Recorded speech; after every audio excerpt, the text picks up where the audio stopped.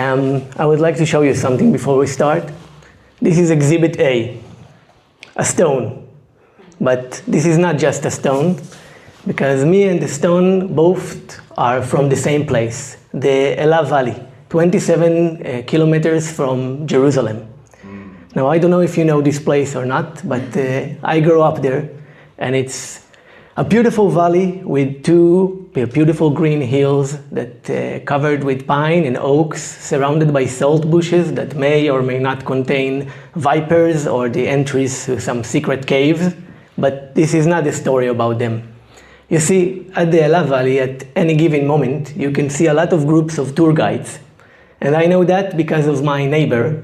He was a redhead, long-bearded guy that looks like a tall hobbit, and he was a good tour guide, and he used to take groups from all over the world. He used to take them down to the deep, deep valley, and over there he used to tell them the story about how from one side of the hill arrived a 7 feet tall giant named Goliath, having a sword and a shield, and from the other side of the hill, the second hill, the youngest out of 7 sons, a shepherd, and the most annoying teenager in the Bible, a guy named David. And while he was telling this story, he used to ask everybody in the group to pick up a stone from the ground, and he will also do that. And he used to tell them how this stone might be the stone that might have killed Goliath. And people like this story, and I also like to look at people taking their stones.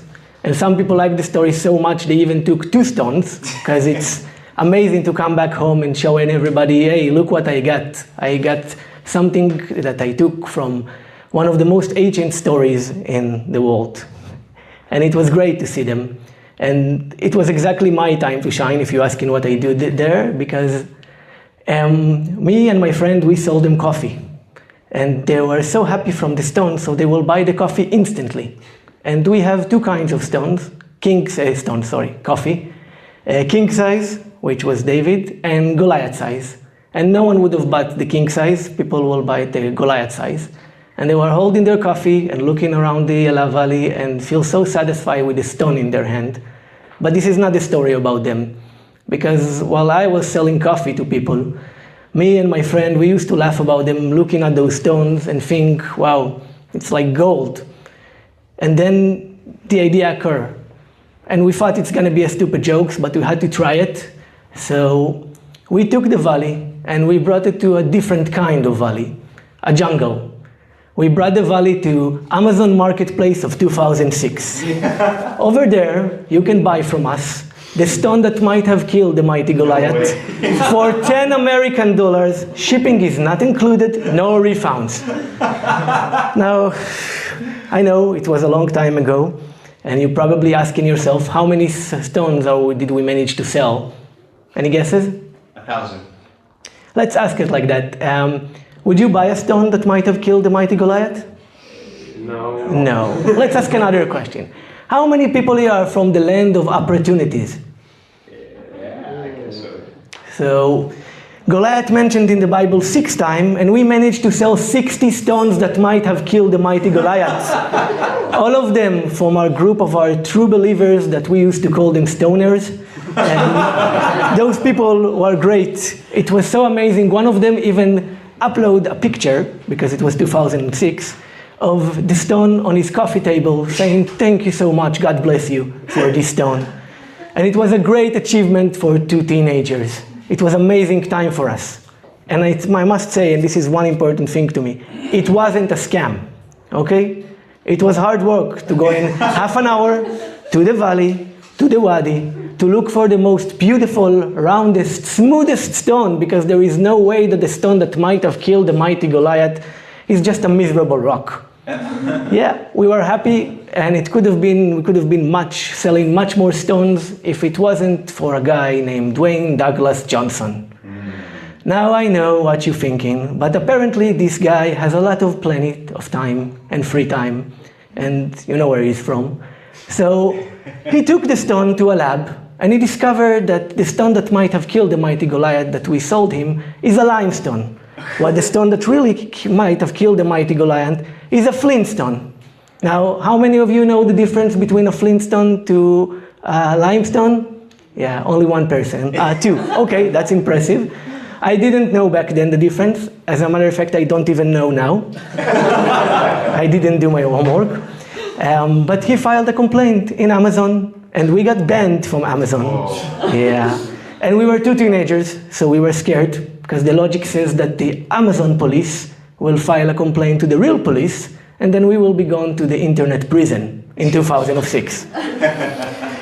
So I haven't slept all night, and the first thing in the morning, we went down to the valley of the Ela, and we searched between all the pines and the oak and the salt bushes, and we found not even one stone that is a flintstone. And I started to get scared. I mean, what is going on? This is weird. I mean, are you sure this is the right stone? It's not the right stone? We even dug with our bare hands and we couldn't find anything. Wow, I felt bad. And I could have searched for many stones more if it wasn't for a voice behind me. And it was my neighbor, the tour guide. And he saw us looking not so good, asked us what we're doing, and behind him, 50 Japanese priests with umbrellas. And really, this is not the story about them, but this is the story about this stone. And when I'm thinking about it, I remember the first thing I did was to confess, to tell him all the story, ask him if he even wants the money, just don't tell my parents. I felt so bad, and I told him, wow, this is the scam of the year, we gotta do something. But he just smiled, and he told me to relax. He told the story to the Japanese priest, and then he took me aside and told me another story, a different story, a story that goes for decades, with thousands of tourists, until another thousands of tourists became disappointed tourists because they couldn't find the stone that might have killed the mighty Goliath. So every few months, a truck from the north, straight from the Sea of Galilee, arrived with hundreds of stones and scattered them around the Ela Valley. Yeah, I was shocked, but I didn't really know what to do, so I just sat down and I tried to relax. And then I found myself looking at the valley and enjoying the view.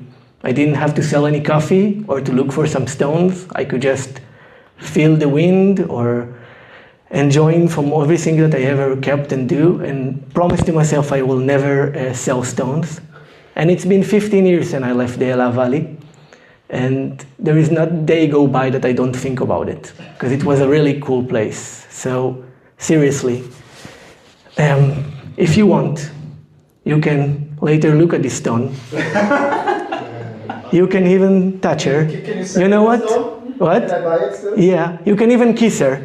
Everything else will gonna cost you extra. All right? How much is it now? Oh. But if you really want to know how does it feel, you can reach out your hand and take the stone.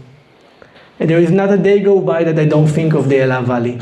But when I'm holding it, I know how does it feel to be on your own, with no direction home, to the complete unknown, just like 50 Japanese priests with an umbrella. Have a good night.